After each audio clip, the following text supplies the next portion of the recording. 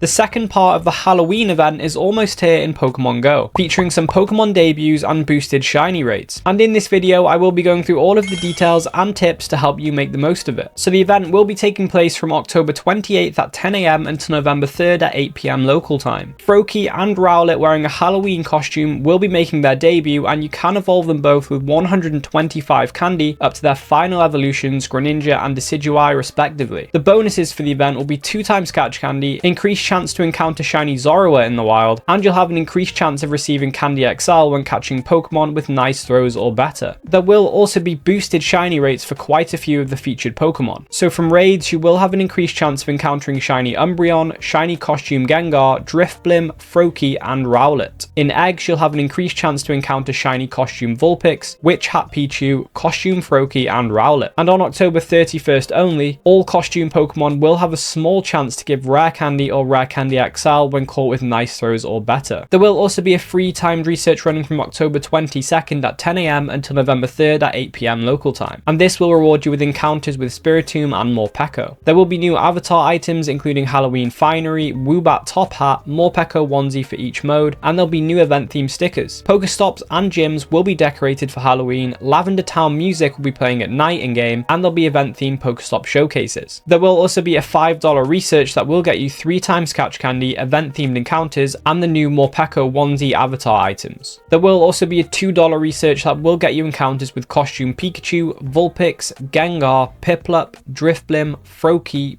Pumpkaboo, and Rowlet. And with that said, are either of these tickets actually worth purchasing? So if you do want to maximize on candy as much as you can during this event, then the $5 ticket will be a good one to buy. And you do get some pretty rare Pokemon encounters as well, but I wouldn't say they're worth the $5 because all of them are available in other ways throughout the event. But if the main draw for you buying a ticket is the encounters that you get, then I would recommend going for the $2 ticket because you will get more different encounters. And which Pokemon will be available for this event? The wild encounters will be Shuppet, Woobat, Zorua, Inkay, Phantump, Costume Vulpix, Piplup, Froakie, Pumpkaboo, Rowlet, and rarely Witch Hat Pikachu. Hatching from 7km eggs will be Witch Hat Pichu, Costume Vulpix, Froakie, and Rowlet. In 1-star raids will be Witch Hat Pikachu, Costume Froakie, and Rowlet. In 3-star raids will be Umbreon, Costume Gengar, and Drifblim. In 5-star raids will be Darkrai, and Mega Banette will be in Mega raids. For the max battles, in 1-star max battles will be Max Grookey, Scorbunny, Sobble, and Ghastly. In 3-star max battles will be Max Phalanx, and making its debut in 6-star max battles will be Gigantamax Gengar from October 31st at 10 AM until November 3rd at 8 PM local time. In field research will be Morpeko, Witch Hat Pikachu, Costume Vulpix, Piplup, Froakie, Rowlet, and rarely Spiritomb. And some tasks will reward Mega Energy for Gengar, Houndoom, Sableye, Banette, and Absol. But how good are these event Pokemon? So Vulpix does have some relevance, with Ninetales being ranked 58 in the Ultra League with 9 15-15 IVs. And the candy you get from Vulpix can also be used on Alolan Ninetales if you have it, and Alolan Ninetales is ranked 86 in the Ultra League with 7 15-15 IVs. Shuppet is a good option because Mega Banette is the 4th best Ghost type attacker. It's also worth noting that Mega Banette will be available in Rage during this event, so worth raiding one if you haven't Mega Evolved it before. Otherwise, if you can't raid it, then you can get some Mega Energy for Banette from field research. And unless it changes for this year, Halloween Mischief costume Piplup can't evolve, but the candy will have some use because Empoleon in its shadow form is the 9th best water type attacker. And whilst Zorua doesn't have much meta relevance, it will be a great chance to get the shiny with it being shiny boosted for this event, and also Hisuian Zorua and Zoroark will come to the game at some point, and they could have more meta relevance, so it could be worth building up some Zorua candy. Costume Froakie is worth picking up because Greninja is ranked 38 in the Great League with 3 15-12 IVs, and it's ranked 61 in the Ultra League with 0 13-14 IVs. It is also worth noting that it is ranked 4 in the Halloween Cup and ranked 6 in the Little Halloween Cup. Greninja is also the 14th best water type attacker, but to be at its best in both aspects of the game, it does want legacy move Hydro Cannon. Inkay will be available, and Malamar is currently one of the best Great League Pokemon in the game, where it is ranked 11 with 0 15-9 IVs, and it's also ranked 16 in the Ultra League with 3 15-15 IVs. And Inkay itself is ranked 9 in the Little Halloween Cup. Phantump's evolution Trevenant is ranked 81 in the Ultra League with 1 15-15 IVs, and Phantump itself can be a great Pokemon when it comes to XP. So what you can do with Phantump is to keep all of the ones that you catch during this event and then mirror trade them with someone to reduce the candy evolution cost to 0. Then you can wait for a 2 times evolution XP spotlight hour use a lucky egg and evolve all of them without using any candy. This can also be done with Pumpkaboo and its evolution Gourgeist as well. And also you can make an XXL Pumpkaboo or Gourgeist your buddy to guarantee XXL Zorua encounters, and with the boosted shiny rates for Zorua, you might be able to get a shiny XXL Zorua. And for Rowlet, its evolution Decidueye is ranked 76 in the Ultra League with 0, 14, 13 IVs. Costume Gengar will be available in 3-star raids, and this could be a good chance to get a high IV Gengar, and Mega Gengar is the second best Ghost type attacker and the best Poison type attacker, so quite a useful Pokemon. Gengar itself is also ranked 92 in the Ultra League with 0, 15, 14 IVs. Umbreon will be available, and it could be worth raiding, especially if you are a shiny hunter, but also because it is ranked 78 in the Great League with 0, 15, 15 IVs, and it's ranked 49 in the Halloween Cup. Darkrai is available, and it is the 9th best Dark type attacker, but if you do have access to Pokemon like Hydreigon and Tyranitar that are better Dark type attackers, it could be less of a priority to raid. For the max battles, all 3 of the Galarian starters are worth going after because they will be really helpful when powered up against the Gigantamax Kanto starters that will be available just before this event. And if you are going to invest in max Pokemon, I would invest in the Gala starters over the Kanto starters because they do more damage, except for Max Cinderace where Max Charizard will do a little bit more if it has Blast Burn. I wouldn't really use Candy XL to power up these Gala starters though, because eventually the Gigantamax forms will be released, so I'd save XL Candy for those. Gigantamax Gengar will definitely be worth picking up if you can manage to get enough people to do it, but if not, you could go for Max Ghastly instead, which is soloable, and then you could power up a Dynamax Gengar instead. And for Max Phalanx, it is worth picking up at the moment because it is the only fighting type Dynamax Pokemon available, so it can use Stab Max Knuckle. And when you decide on which Pokemon to focus on, you will need some candy to power them up. So you could always buy the $5 ticket for the event that will get you 3 times catch candy, but even if you don't, you will still get 2 times catch candy during the event. And this could be further improved by using Pinap Berries, and you can Mega Evolve a Pokemon that's the same type as the Pokemon you're catching to increase the amount of candy, Candy XL, and XP you get per catch. And as the majority of Pokemon for the event have a Ghost or Dark typing, I highly recommend Mega Evolving Sableye, which boosts both of these types. And if you haven't got access to Mega Sableye yet, you can raid one just before this event goes live, or you could potentially get the 100 energy you need from field research, although it might be a little bit difficult to get this specific Mega energy. And if you can't get Mega Sableye, or if you've Mega Evolved it recently and it's on cooldown, then I would recommend Mega Evolving Gengar or Banette for the Ghost types, or Mega Absol, Houndoom, Gyarados, or Tyranitar for the Dark types. Remember to Mega Evolve a Pokemon that is at the max Mega level if you can, to get extra candy, XP, and chance for Candy XL. And with regards to Candy XL in particular, you can get more chance for Candy XL if you're consistently hitting nice throws or better. So worth trying to take your time a little bit and hit excellent throws on the Pokemon that you want Candy XL for the most. And again, trading this season will get you 1 additional candy and a guaranteed Candy XL, so it's well worth trading instead of transferring your Pokemon if you can. And regarding XP and Stardust, there are no specific bonuses for the event, but there are some things that you could do to boost these resources. Entering Pokestop showcases will get you some Stardust and XP just for taking part, and if you do happen to rank highly, you can get some premium items like Star Pieces and Lucky Eggs, which you can then use to increase your Stardust and XP gains. I would, however, keep a hold of these premium items and use them on 3 times XP or 3 times Stardust events. I do also recommend using Origin Palkia's Spatial Rend Adventure effect during this event to allow you to reach more Pokemon in a given area. This will allow you to get more candy, XP, and Stardust. Leveling up Friendship this season is a great way to get extra XP because it will be giving more XP than normal, so well worth opening and sending as many gifts to as many trainers as possible. And when leveling up, you will need a certain number of platinum medals to progress, and here are some that are most worth focusing on during this event in particular. With all of the Ghost and Dark type Pokemon spawning, it's a great chance to work on your Hex Maniac and Delinquent platinum medals. And with a lot of costume Pokemon, Morpeko and Spiritomb being in field research, it could be a good chance to work on your platinum Pokemon Ranger medal. With all of the different sizes of Pumpkaboo spawning, it could be a good chance to work on your Tiny and Jumbo Pokemon Collectors medals as well. And with rare costume Pokemon like Witch Hat Pichu being available in eggs, it could be a good chance to work on your Breeder platinum medal. And as there are event themed showcases going on for the event, it's worth going after the Showcase Star platinum medal, which is the only way to get your hands on a PhD Pikachu. And with that said, if you did enjoy this video, then I recommend checking out these videos on the screen now, and I'll catch you in the next one.